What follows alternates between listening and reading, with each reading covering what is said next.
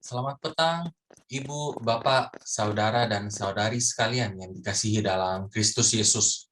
Senang sekali kalau pada petang hari ini kita boleh bertemu kembali dalam pendalaman Alkitab, khususnya tentang Kitab Amsal. Hari ini kita akan melanjutkan kembali pembahasan kita dalam pasal 12. Namun sebelum kita memulai pembahasan kita, mari kita masuk dalam doa.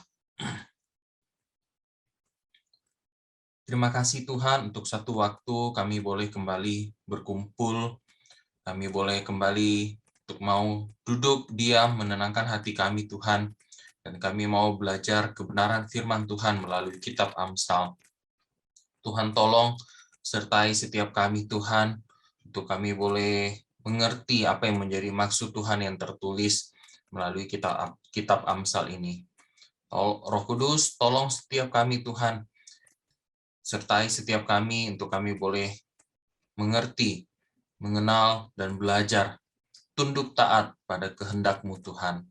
Tolong kami semua Tuhan, tolong hamba-Mu dalam segala keterbatasannya, Kau pakai dia, Kau urapi dia, untuk boleh menyatakan apa yang menjadi kehendak isi hati-Mu saja Tuhan. Puji nama Tuhan, kami menyerahkan waktu belajar kami kepada Tuhan. Dalam nama Tuhan Yesus kami berdoa. Amin. Sekilas saya mengajak kita untuk boleh mengulang sedikit apa yang telah kita pelajari dari Amsal 12 minggu lalu.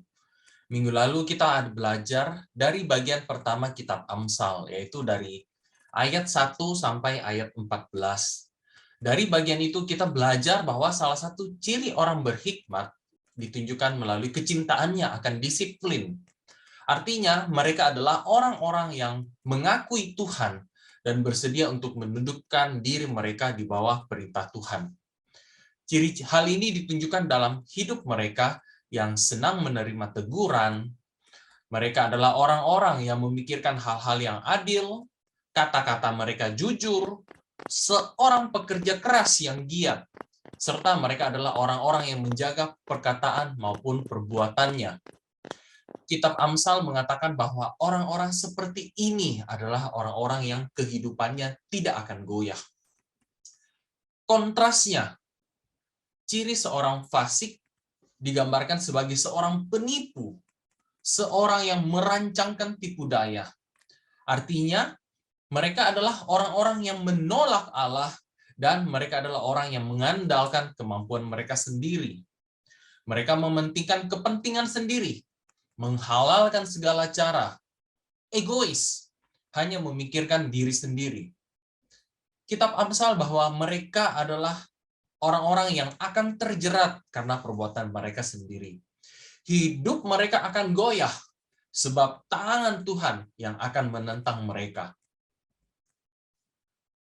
Terkadang dalam membaca kitab Amsal, kita akan mendapati sebuah kesan bahwa perkataan dalam kitab ini seperti kayak sebuah koleksi perkataan tanpa garis besar, susunan, atau sebuah perkembangan. Tidak jarang, akhirnya banyak hal yang tidak dapat kita mengerti ketika kita membaca kitab Amsal ini. Namun, seperti yang digaungkan oleh kitab Amsal pada permulaan, takut akan Tuhan adalah permulaan pengetahuan. Yang kita tahu, Tuhan ada di balik penulisan kitab Amsal ini. Dan Tuhan yang memilih menyatakan kehendaknya kepada kita, seperti dalam bentuk yang tertulis dalam kitab Amsal saat ini. Tugas kita yaitu untuk menundukkan diri di bawah tuntunan Roh Kudus dan senantiasa untuk terus belajar mengenal kehendak Tuhan.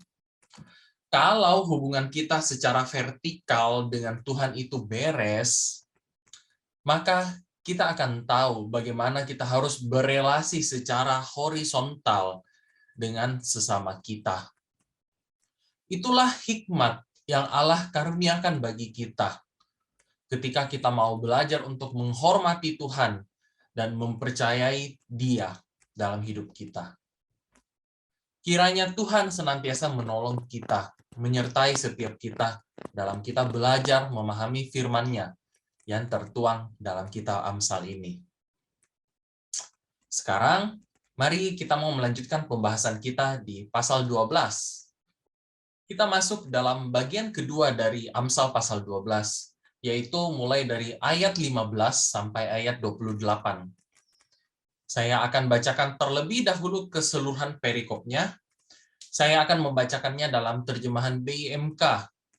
Kita masing-masing dapat memperhatikan dalam Alkitab kita, sambil boleh membandingkannya dengan apa yang saya bacakan. Sehingga harapannya melalui dua terjemahan ini kita dapat memperoleh pemahaman yang lebih luas, lebih baik lagi dalam memahami kitab Amsal ini. Baik, saya akan bacakan Amsal 12 ayat 15 sampai 28. Orang dungu merasa dirinya tak pernah salah, tapi orang bijaksana suka mendengarkan nasihat. Kalau orang bodoh tersinggung, saat itu juga ia menyatakan sakit hatinya. Tapi orang bijaksana tidak peduli bila dicela. Dengan mengatakan yang benar, orang menegakkan keadilan. Dengan berdusta, orang mendatangkan ketidakadilan. Omongan yang sembarangan dapat melukai hati seperti tusukan pedang. Kata-kata bijaksana bagaikan obat yang menyembuhkan. Dusta akan terbongkar dalam sekejap mata. Tapi kata-kata benar akan tetap sepanjang masa. Orang yang merencanakan kejahatan suka akan ketidakadilan. Orang yang mengusahakan kebaikan akan bahagia. Orang baik tak akan kena musibah. Orang jahat akan selalu kena susah. Tuhan benci kepada pendusta, tapi ia senang dengan orang yang jujur. Orang bijaksana tidak menonjolkan pengetahuannya. Orang bodoh mengobrolkan kebodohannya. Kerja keras membuat orang berkuasa. Kemalasan memaksa orang menjadi hamba. Rasa khawatir mematahkan semangat, tetapi kata-kata ramah membesarkan hati. Orang baik lebih beruntung dari tetangganya. Orang jahat sesat karena kejahatannya. Dengan bermalas-malas takkan tercapai yang diidamkan. Dengan bekerja keras orang mendapat kekayaan. Orang yang mengikuti jalan yang benar akan hidup bahagia. Orang yang mengikuti jalan yang jahat menuju kepada maut. Bagian kedua dari Amsal 12 ini dapat kita pecah juga menjadi dua subbagian besar, yaitu ayat 16 sampai 23 dan dilanjutkan ayat 24 sampai 28. Ayat 15 seperti menjadi pembukaan untuk bagian kedua, di mana pada bagian pembukaan ini ditekankan kembali kontras antara orang bijak dengan orang fasik. Kita mau lihat dulu ayat 15. Ayat 15, orang dungu merasa dirinya tak pernah salah, tapi orang bijaksana suka mendengarkan nasihat. Seperti pada bagian pertama, Salomo memulai bagian kedua ini dengan menekankan salah satu ciri orang berhikmat, yaitu adalah mencintai disiplin. Kecintaan orang bijak kepada disiplin dapat terlihat dari sikapnya, yaitu dia suka mendengarkan nasihat. Sedangkan ciri orang dungu atau orang fasik, mereka adalah orang yang merasa dirinya tidak pernah salah. Dia merasa hidupnya ini lurus. Ini menunjukkan kalau orang fasik ini membenci disiplin. Kalau dia adalah orang yang tidak mau dikoreksi. Minggu lalu juga sudah sempat kita bahas, kalau tindakan membenci, tindakan mencintai, bahwa itu sesungguhnya hanya menunjukkan apa yang berasal dari dalam hati. Salomo kembali mengulangi isu disiplin pada pembukaan bagian kedua ini, bukan sebatas sebagai perbuatan moral saja. Yang ini harus dilakukan, yang itu tidak boleh dilakukan. Bukan. Ini bukan soal daftar peraturan-peraturan atau soal perbuatan-perbuatan yang harus dilakukan supaya kita boleh memiliki kehidupan yang berhikmat. Namun, lebih dari itu, Salomo berbicara soal sikap hati kita. Salomo membandingkan sikap hati orang bijak yang bersedia dikatakan menundukkan diri di bawah nasihat atau perintah Tuhan. Mereka adalah orang-orang yang sadar kalau mereka terbatas. Itulah sebabnya mereka mau diajar. Mereka mau mendengarkan nasihat, terutama dari Tuhan. Kontrasnya, hati orang fasik tidak mau menundukkan diri pada nasihat atau perintah Tuhan. Dia merasa kalau hidupnya itu lurus. Kalau bisa saya bahasakan kembali, orang fasik merasa dalam tanda kutip hidupnya itu baik-baik saja tanpa Tuhan.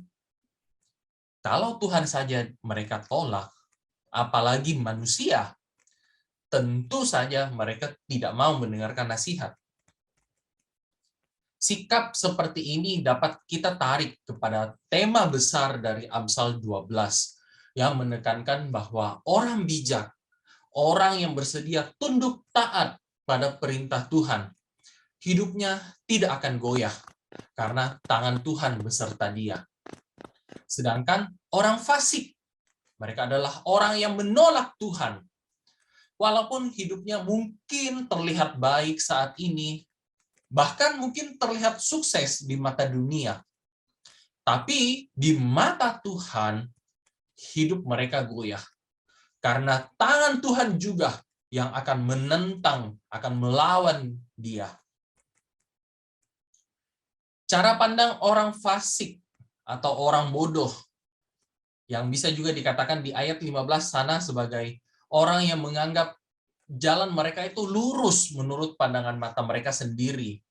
Itu dapat terlihat melalui perkataan maupun perbuatan mereka yang dijabarkan di ayat 16 sampai ayat ke-28. Itu yang akan menjadi dua bagian yang kita bahas. Pada subbagian yang pertama, yaitu di ayat 16 sampai 23, di sana Salomo menekankan kontras mengenai perkataan. Sedangkan pada subbagian yang kedua, yaitu ayat 24 sampai 28, Salomo menekankan kontras mengenai perbuatan. Dalam membahas kedua subbagian ini, saya tidak akan bahas ayat per ayat secara berurutan, namun akan saya kelompokkan ayat-ayat apa saja yang membicarakan topik yang serupa. Sekarang kita mau masuk dulu dalam subbagian pertama, yaitu mulai dari ayat 16 sampai ayat 23. Sekarang mari kita lihat yang pertama ayat 16, 18, dan ayat 23. Saya akan bacakan buat kita ayat 16. Kalau orang bodoh tersinggung, saat itu juga ia menyatakan sakit hatinya. Tapi orang bijaksana tidak peduli bila dicela. Ayat 18. Omongan yang sembarangan dapat melukai hati seperti tusukan pedang. Kata-kata bijaksana bagaikan obat yang menyembuhkan. Ayat 23. Orang bijaksana tidak menonjolkan pengetahuannya. Orang bodoh mengobralkan kebodohannya.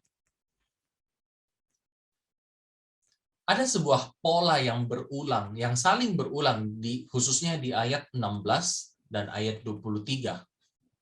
Kalau dalam gaya bahasa puisi Ibrani, ini disebut sebagai gaya bahasa kiasmus, yaitu merupakan sebuah gaya bahasa puisi di mana sebuah pernyataan di awal itu akan diulangi kembali di bagian akhir.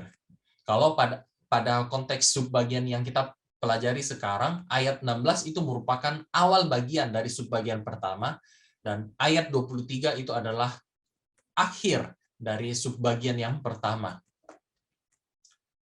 Dalam bagian ini dikatakan si bodoh dengan cepat menumpahkan kekesalannya. Sakit hati di dalam hatinya. Itu terlihat di ayat 16a yang kemudian diulangi di ayat 23b. Sedangkan kontras dengan orang fasik, seorang bijak akan mengabaikan dan tidak peduli ketika dicemooh ataupun dicelah. Seperti yang terlihat di ayat 16b, lalu diulangi kembali di 23a.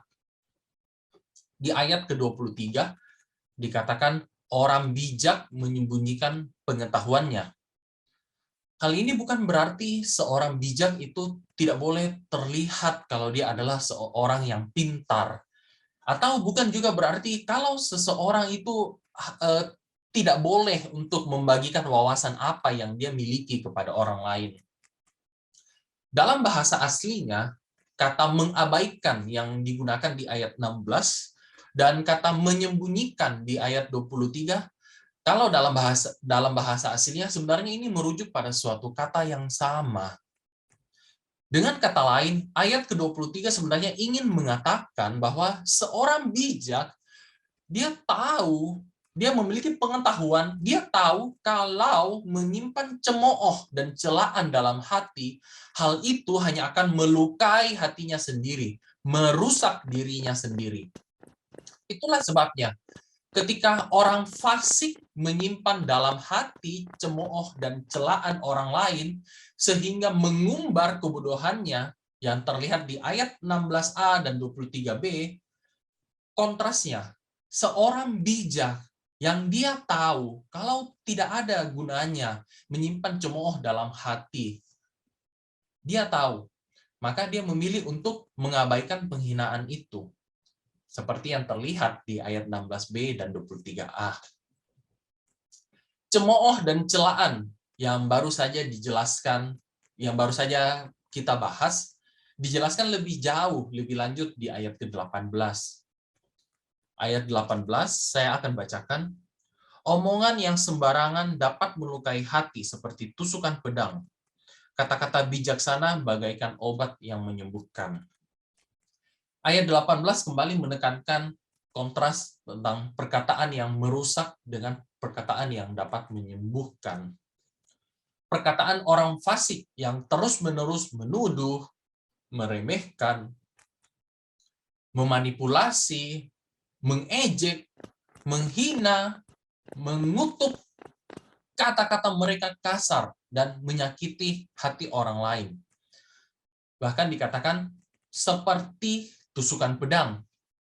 Sebaliknya, perkataan orang bijak itu perkataan yang meneduhkan, memberi semangat, memberi penguatan, menjadi penghiburan dalam kelemahan.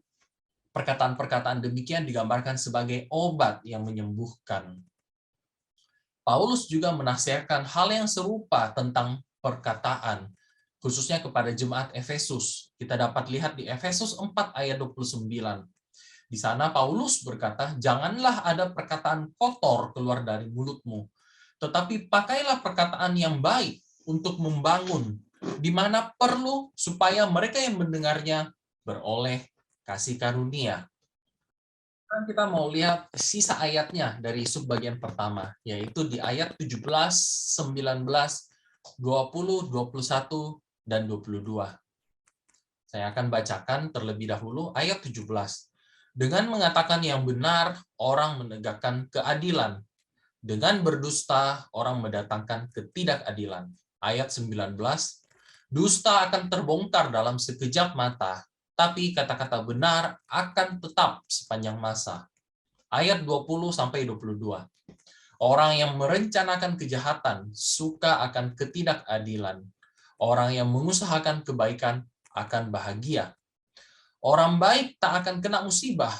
Orang jahat akan selalu kena susah. Tuhan benci kepada pendusta, tapi ia senang dengan orang jujur. Ayat 17, dengan mengatakan yang benar, orang menegakkan keadilan. Dengan berdusta, orang mendatangkan ketidakadilan. Ayat 17 ini dituliskan dalam konteks pengadilan pada masa itu. Pada masa itu belum ada kamera CCTV, kamera pengawas seperti zaman sekarang. Jadi pada masa itu, dalam pengadilan, ucapan seorang saksi itu akan sangat mempengaruhi apakah seseorang pada akhirnya akan dihukum atau seseorang pada akhirnya akan dibebaskan dari tuntutan hukuman. Perkataan seorang saksi yang berkata jujur atau bohong sangat menentukan apakah seorang terdakwa itu bersalah atau tidak. Dalam konteks pengadilan hukum, dapat dikatakan sebuah perkataan itu akan sangat menentukan apakah akhirnya sebuah perkataan yang jujur itu kita dapat menyelamatkan hidup seseorang dengan perkataan kita, atau melalui perkataan dusta kita dapat menjerumuskan hidup seseorang juga. Ayat 19. Dusta akan terbongkar dalam sekejap mata, tapi kata-kata benar akan tetap sepanjang masa. Lebih lanjut, masih dalam konteks pengadilan, pada waktu itu, apabila seorang saksi ketahuan berdusta, dikatakan saksi pendusta itu hanya seperti sekejap saja. Dusta seorang fasik akan terbongkar karena sesungguhnya mereka tidak sejalan dengan realita. Hidup mereka akan kena musibah karena mereka memutarbalikkan kebenaran dengan kebohongan. Sedangkan seorang yang jujur, integritasnya dapat dirasakan oleh orang banyak. Dan dikatakan orang seperti itu akan dikenang sepanjang masa. Pada bagian ini ingin memperkuat pengajaran Amsal bahwa ucapan seseorang itu keluar dari hati. Seperti yang ditekankan pada ayat 17 dan ayat ke-20. Sebuah rasa keadilan atau ketidakadilan merupakan sebuah sikap yang hanya bisa muncul dari dalam diri seseorang, berasal dari hati. Jadi, seorang yang mengusahakan kebaikan atau merencanakan tipu daya seperti yang dikatakan di ayat 20, sesungguhnya itu mencerminkan apa yang ada di dalam hatinya. Dan Tuhan yang mengetahui hati manusia, seperti dikatakan di ayat 22, bahwa Tuhan akan memperkenan hati orang jujur dan membenci hati orang fasik. Kata memperkenan dalam bahasa Ibrani-nya, bahasa aslinya, mengandung pengertian suatu hal yang dapat diterima oleh Tuhan. Dengan demikian, ketika hati kita tulus, jujur, kita mengusahakan keadilan, walaupun mungkin dalam proses kita untuk jujur itu, dalam tanda kutip, sering kali kita mengalami rugi, kita menderita juga. Namun, kejujuran itu akan menyenangkan hati Tuhan. Pada bagian ini, subbagian ini juga ingin kembali menegaskan bahwa akhir dari orang benar dan orang fasik sekaligus juga menggaungkan kembali tema besar dari Amsal 12. Seperti yang dikatakan pada ayat ke-21, yaitu hidup orang benar itu tidak akan goyah, sedangkan hidup orang fasik akan segera berlalu.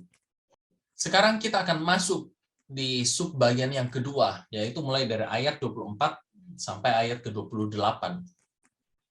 Kalau di bagian sebelumnya ditekankan kontras mengenai ucapan orang bijak dengan orang fasik, pada subbagian kedua ini Salomo menekankan kontras mengenai perbuatan antara orang bijak yang dikontraskan dengan orang fasik. Khususnya pada ayat 24 dan 27. Saya akan kembali bacakan untuk kita. Ayat 24. Kerja keras membuat orang berkuasa. Kemalasan memaksa orang menjadi hamba. Ayat 27. Dengan bermalas-malas takkan tercapai yang diidamkan. Dengan bekerja keras orang mendapat kekayaan. Manfaat kerja keras ditekankan dalam seluruh kitab Amsal. Kerja keras seperti sebuah bagian yang tidak dapat terpisahkan daripada hikmat. Seseorang yang berhikmat, pasti dia tidak akan tinggal diam untuk bermalas-malasan. Tanpa kerja keras, tidak akan ada keberhasilan. Amsal 10 ayat 4. Tangan yang lamban membuat miskin, tetapi tangan orang rajin menjadikan kaya. Pada bagian ini, kerja keras atau kemalasan dikaitkan dengan tangan. Dalam budaya orang Ibrani, tangan itu menunjukkan pada kuasa, pada kekuatan. Salomo seakan ingin mengingatkan pembacanya, jika keberhasilan ataupun kegagalan kita itu ada di dalam tangan kita sendiri. Untuk menjadi seorang yang berhasil, seseorang itu perlu proaktif, seseorang perlu mengambil tanggung jawab. Bahkan mungkin diperlukan untuk kita bekerja lebih dibanding apa yang diharapkan pada kita. Itulah seseorang yang bekerja keras. Ayat 24 dan 27 juga mengingatkan kalau karakter bekerja keras itu dapat mengangkat atau menurunkan seseorang secara sosial. Ada masanya di mana orang malas akan menjadi hamba orang rajin. Orang kaya yang malas seharusnya tidak berharap untuk menikmati kekuasaan selama-lamanya. Sedangkan orang miskin yang rajin tidak ditakdirkan untuk terus-menerus hidup dalam berkekurangan. Orang yang bekerja keras adalah orang yang suka memulai dengan suatu pekerjaan. Dia adalah seorang yang tidak suka melamun begitu saja, tidak suka menunda-nunda. Tapi dia seseorang yang memperhatikan, dia seseorang yang memberikan respon kepada kesempatan. Dan ketika kesempatan itu tiba, dia akan ambil kesempatan itu dan dia akan bertekun untuk menyelesaikan pekerjaan itu. Sekarang kita mau lihat ayat 26 dan ayat 28. Ayat 26. Orang baik lebih beruntung dari tetangganya. Orang jahat sesat karena kejahatannya. Orang yang mengikuti jalan yang benar akan hidup bahagia. Orang yang mengikuti jalan yang jahat menuju kepada maut. Dalam ayat ke-26, seorang bijak dikatakan dia akan lebih beruntung dibandingkan orang fasik. Orang fasik dikatakan suka memutarbalikkan fakta. Seorang penipu. Pada dasarnya, seorang fasik dia tidak akan mampu untuk memimpin orang ke jalan yang benar, karena pada dasarnya dia sendiri tersesat. Suatu saat, kejahatan orang fasik itu akan berbalik dan menyerang dirinya sendiri. Mata Tuhan melihat, berkat Tuhan akan menuntun orang yang hatinya jujur, memikirkan hal-hal yang adil. Sedangkan tangan Tuhan akan teracung kepada orang yang menolak Tuhan, kepada orang yang merancangkan tipu daya dan berlaku tidak adil terhadap sesamanya. Ayat ke-28 kembali menggaungkan tema besar dari Amsal 12 ini, yaitu kehidupan orang benar tidak akan goyah, atau di ayat 28 dikatakan sebagai hidup bahagia, dan sebaliknya hidup orang fasik akan berlalu. Atau di ayat ke-28 dikatakan menuju maut. Saya akan coba kembali merangkum apa yang telah kita pelajari dari bagian kedua dari Amsal pasal 12 ini. Kembali ditekankan salah satu ciri orang berhikmat adalah mencintai disiplin. Perilaku disiplin menunjukkan sikap hati seseorang. Apakah dia bersedia untuk tunduk taat kepada Tuhan atau tidak. Kehidupan yang berhikmat atau fasik akan terlihat dalam kehidupannya, terutama dalam tutur katanya dan melalui perbuatannya. Seorang fasik tidak mau dikoreksi.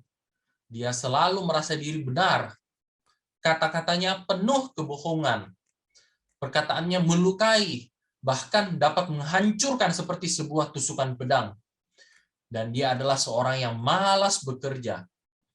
Pada akhirnya dia akan tersesat karena kejahatannya sendiri. Sebab dia berada di jalan yang menuju maut.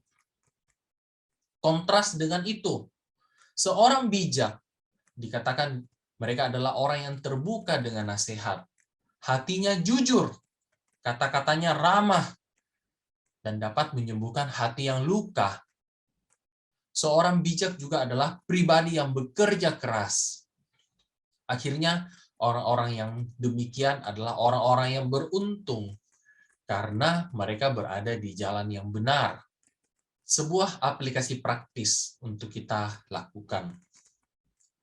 Di dalam Amsal 12, kita belajar banyak tentang perkataan. Perkataan dapat menyembuhkan, seperti dikatakan ayat 18, kata-kata ramah dapat membesarkan hati seseorang di ayat ke-20 di ayat ke-25. Sebuah perkataan yang membangun dapat menyatukan seseorang dari hati ke hati. Namun, Mulut kita tidak hanya diciptakan untuk mengatakan kata-kata yang ramah, kata-kata yang membangun, ataupun kata-kata yang menyembuhkan. Sebagai anak-anak Tuhan, kita juga membawa firman Allah yang menyembuhkan. Seorang teolog pernah mengatakan, seorang Kristen membutuhkan orang Kristen lain yang menyampaikan firman Tuhan kepadanya. Kristus di dalam dirinya sendiri itu lebih lemah daripada Kristus dalam perkataan saudaranya. Hatinya sendiri tidak yakin, saudaranya yakin. Dari perkataan teolog ini kita dapat menyimpulkan bahwa sesungguhnya kita ini butuh orang lain. Kita butuh saudara seiman kita.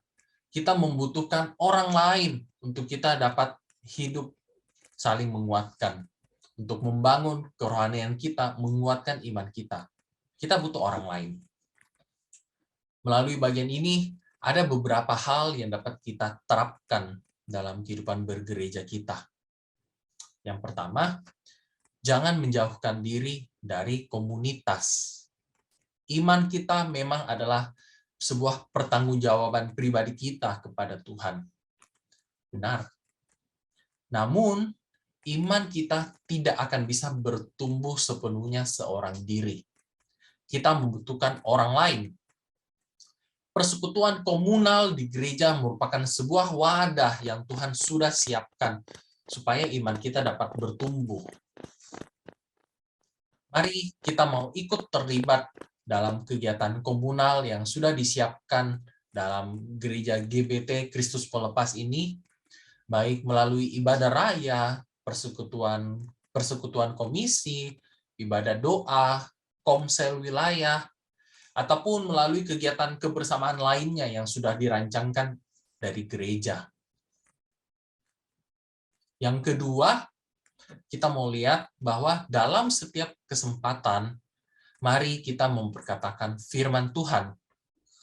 Firman Tuhan yang keluar dari mulut kita tidak akan pernah berakhir dengan sia-sia. Di tangan Tuhan, sebuah perkataan yang sederhana yang keluar dari mulut kita dapat Tuhan pakai untuk membawa jiwa datang kepadanya. Kiranya Tuhan menolong setiap kita untuk kita boleh menjalani sebuah kehidupan yang berhikmat, sebuah kehidupan yang turut sesuai dengan kehendak Tuhan. Amin. Mari kita berdoa. Terima kasih Tuhan untuk firman Tuhan yang tertulis bagi kami melalui Amsal 12 ini. Dalam bagian ini kami belajar Tuhan bagaimana melalui perkataan kami dapat menyembuhkan orang, kami dapat membangun orang lain.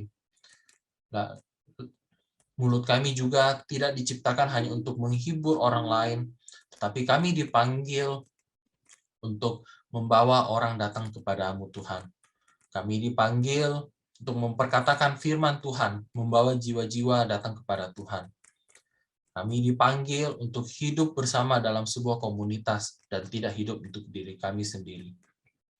Tolong kami Tuhan, dalam kehidupan kami belajar untuk mencari kehendak Tuhan, untuk kami boleh memiliki kehidupan yang berhikmat, untuk kami boleh senantiasa menyenangkan hati Tuhan dalam kehidupan kami. Roh Kudus, tolong kami Tuhan untuk melakukan firman Tuhan dalam kehidupan kami. Terpuji nama Tuhan, kami sudah belajar pada hari ini. Tuhan, tolong kami, sertai setiap kami Tuhan. Di dalam nama Tuhan Yesus kami sudah berdoa. Amin. Demikian pembelajaran PA kita pada hari ini. Kita akan kembali melanjutkan PA kita di minggu depan di pasal 13. Selamat malam, Tuhan Yesus memberkati kita semua.